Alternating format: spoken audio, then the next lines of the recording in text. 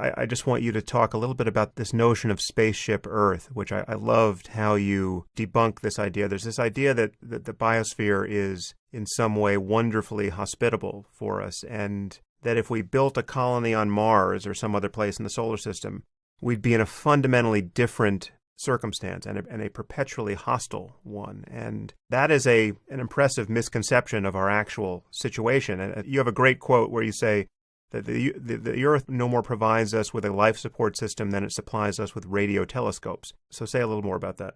Yes. So we evolved somewhere in East Africa in the Great Rift Valley. And that was an environment that was particularly suited to having us evolve. And life there was sheer hell for humans. Nasty, brutish, and short it doesn't begin to describe how horrible it was.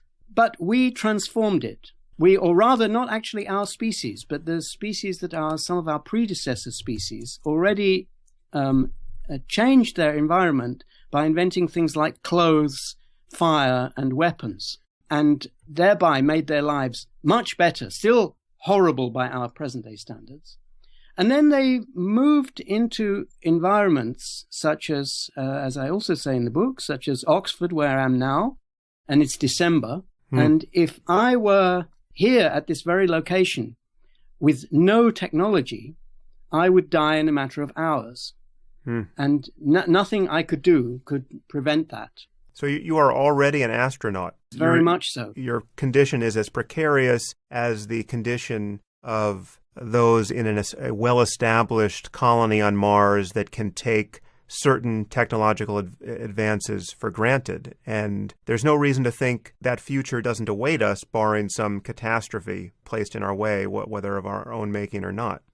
Yes. And also there's another misconception there, which is related to that misconception of the Earth being hospitable, which is the misconception that applying knowledge is effort.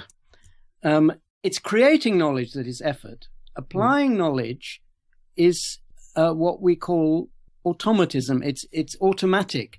As soon as somebody invented the idea of, for example, wearing clothes, from then on, the clothes automatically warmed them so long as they were wearing the clothes. It didn't require any more effort. Of course, there would have been things wrong with the original clothes, such as that they rotted or something, and then people invented ways of making better clothes.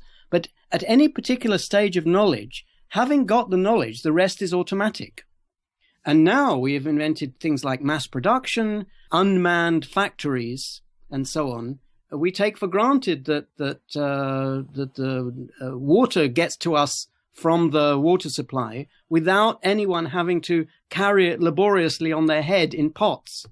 It doesn't require effort. It just requires the knowledge of how to install the automatic system. Much of our life support is automatic, and every time we invent a better way of life support, we then make it automatic.